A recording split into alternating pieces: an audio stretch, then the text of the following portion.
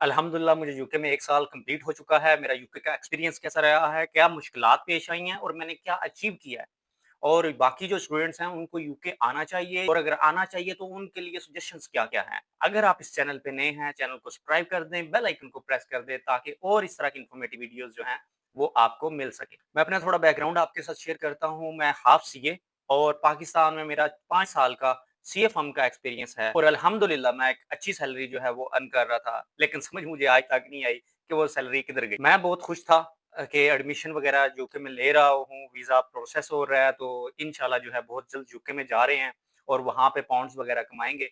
और इस तरह अगर आप भी मेरे ख़्याल से यूके में आप प्रोसेस वगैरह कर रहे होंगे, तो आप भी एक्साइटेड होंगे। लेकिन कुछ चीज़ें जो हैं वो जैसे बंदे ने प्लान की होती हैं वैसे नहीं भी होती। और इसी तरह मेरे साथ भी कुछ हुआ और वो भी मैं आपके साथ शेयर करूँगा। लेकिन सबसे पहले देखते हैं कि from the very beginning visa जो है वो आ चुका था मेरा जनवरी 24 में और फिर वहाँ पे मैंने अभी तक फ़र्म नहीं छोड़ी थी। मैं अभी तक फ़र्म में काम कर रहा था। मेरा जब इंटरव्यू हुआ था उसके बाद मैंने जो है वो फ़र्म छोड़ी थी। मेरा जो इंटरव्यू का एक्सपीरियंस रहा वो भी मैं आपके साथ शेयर करूँगा कि वो कैसा रहा है। बड़ा एक वो भी एक अच्छा एक्सपीरियंस था।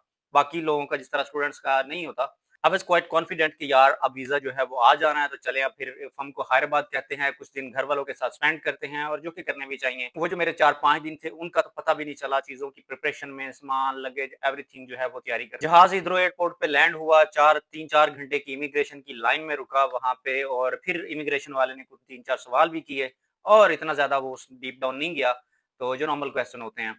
तो फिर उसके बाद चलें जी सामान अपना लगेज वगैरह लेके मैं बाहर दोस्त वेट कर रहा था और मैं उसका बहुत शुक्रगुज़ार हूँ। वही जो 3-4 लोग होते हैं आपको यूके में, यही आपको याद आते हैं जो आप इनिशियल स्टेज पे आपके साथ जो है वो खड़े रहे।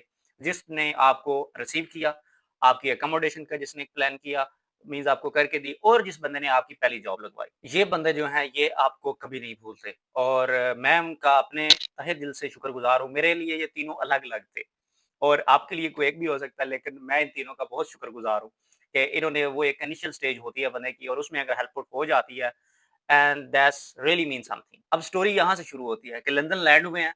नेक्स्ट डे की मेरी प्लान थी कि हाँ जी, मैंने मैनचेस्टर जाना है और उससे नेक्स्ट डे ये प्लान था कि मैंने यूनिवर्सिटी जाना है। यूनिवर्सिटी फिर आगे वहाँ से वेल्स में थी। तो एक काफ़ी एक लंबी जर्नी मैंने यहाँ से पे यूके में आके तो वो फिर आगे भी तय की और ये अब फिर ये जर्नी अब सारा साल अब मेरी जो है ना वो चलती रही है। क्योंकि रहना जो है मैं बर्मिंघम में रहता रहा हूँ। यूनिवर्सिटी जो है वो वेल्स में थी। इसी तरह मैं फिर बाकी एक पहले भी वीडियो बनाई हुई है कि आपने अगर यूनिवर्सिटी सर्च आउट करनी है, तो आपने ये याद रखना है कि पूरे यूके में काम नहीं है।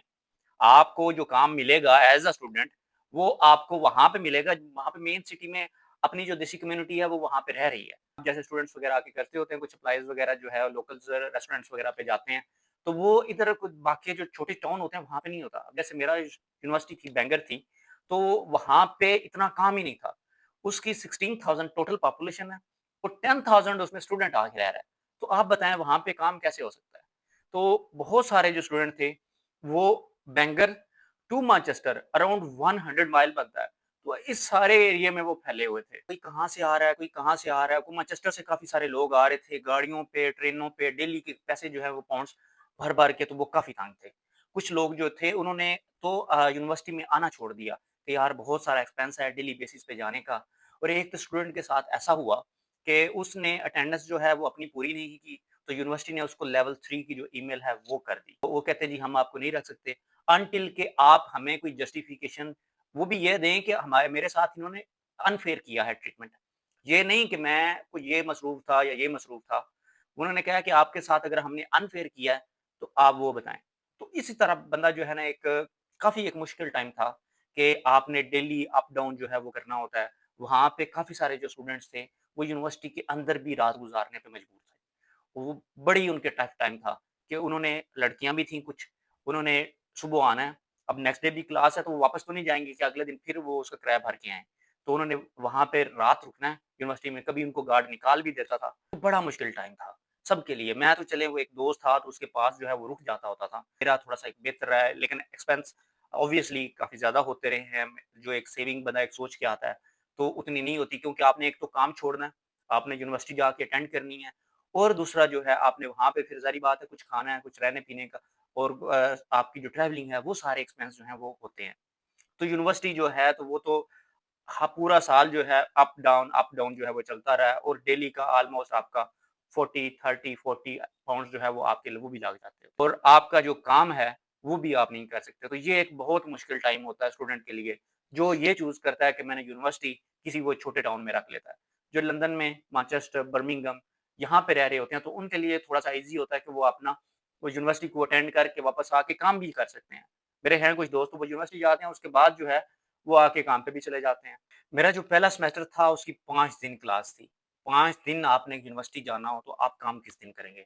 तो इसी तरह और भी स्टूडेंट थे, तो वो फिर बाकी कुछ और करते होते थे, किसी से लगवा ली, कोई प्रॉक्सी कर ली, कोई एब्सेंट लगवा ली। तो मैं आपको भी यही कहता हूँ कि आप यूनिवर्सिटी मेन सिटी में लें और वहाँ पे आपका डेली आने-जाने का भी एक इतना एक्सपेंस भी नहीं होगा, आपका टाइम भी सेव होगा और आप यूनिवर्सिटी अटेंड करके आके काम पे भी जा सकते हैं। स्टूडेंट करते होते हैं। स्टूडेंट या काफ़ी सारे दोस्त जो पाकिस्तान, इंडिया से हैं, वो पूछते होते हैं कि आप यूके आके यूनिवर्सिटी की फीस जो है वो पूरी हो जाएगी। आप मुझे बताएँ कि अगर आपने यूनिवर्सिटी आपकी दूर है, आप मैनचेस्टर या बर्मिंघम में रह रहे हैं और आपकी यूनिवर्सिटी एक काफ़ी डिस्टेंस पे है, तो आप जाएँगे, वहाँ पे यूनिवर्सिटी अटेंड करेंगे, फिर वापस भी आएँगे और ऊपर अगर आपके पास गाड़ी नहीं है, तो फिर तो काम हो गया। तो ये फिर बिल्कुल आपकी जो फीस कंप्ली होने के चांस ही नहीं है, या आपकी डिग्री नहीं होगी या आपकी फीस नहीं होगी। एक काम तो नहीं हो, दोनों इकट्ठे जो है ना वो बहुत मुश्किल हो जाते हैं स्टूडेंट के लिए और काफ़ी स्टूडेंट परेशान होते हैं और यूनिवर्सिटी की डिग्री एंड हो जाती है तो तब तक उनकी वो परेशानी जो है खत्म नहीं होती। तो उसके लिए आपको यही सजेशन है कि आप यूनिवर्सिटी की जो है वो पहले सेलेक्ट करें एक अच्छे तरीके से।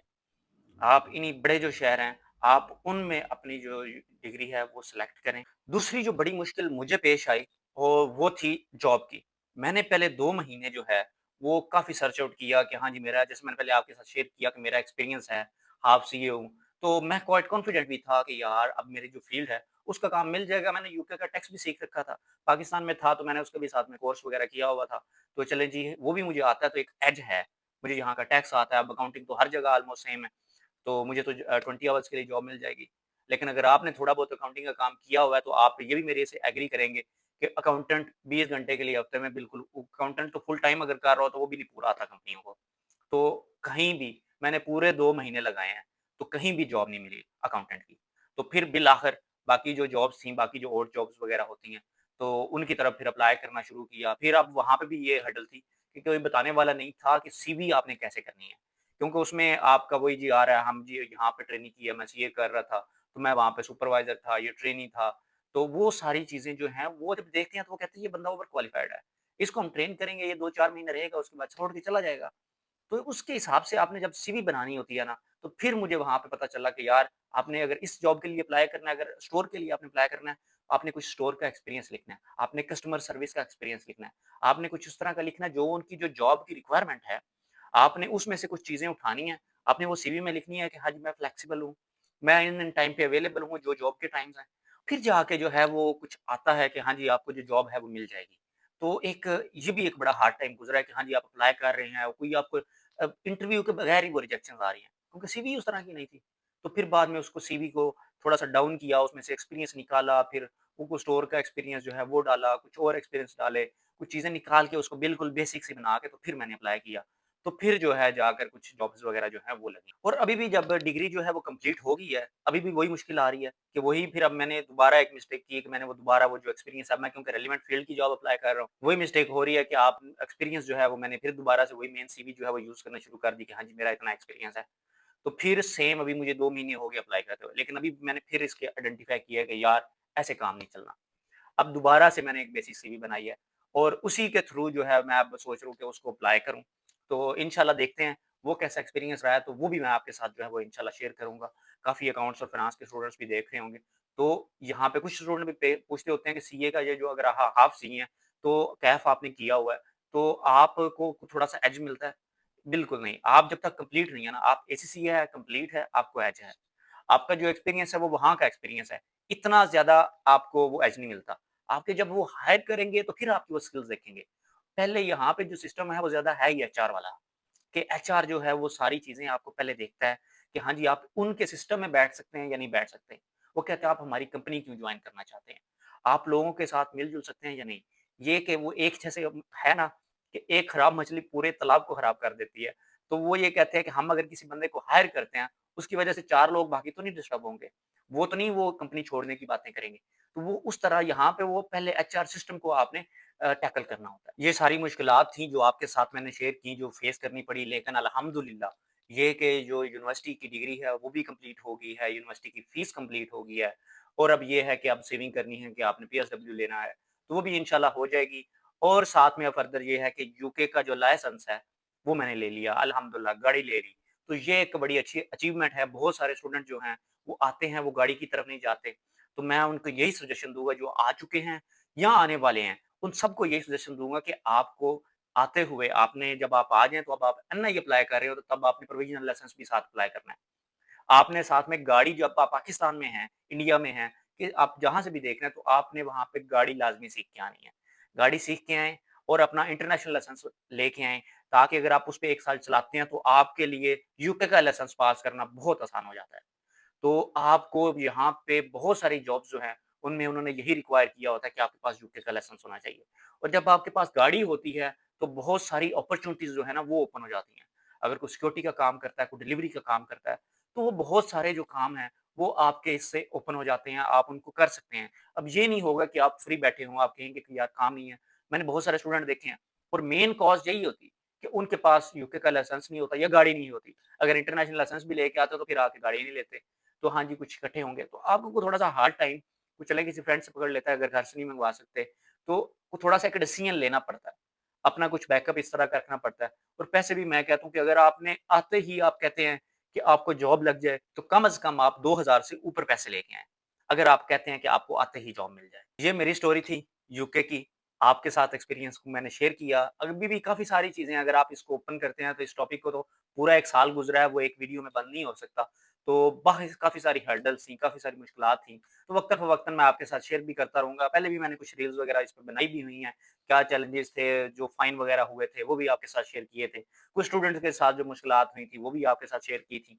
तो इंशाल्लाह और भी इस तरह की वीडियोज़ आपके साथ शेयर करता रहूँगा। आपके प्यार का, आपकी मोहब्बत का बहुत-बहुत शुक्रिया। अगर आप वीडियो में अभी तक मेरे साथ हैं, तो thank you so much for watching और अगर आपके कोई क्वेश्चन्स हैं, आप मुझे कमेंट्स वग़ैरह में आप क्वेश्चन अपना पूछ सकते हैं एंड इंशाल्लाह I will try to answer all the questions. Thank you so much for watching.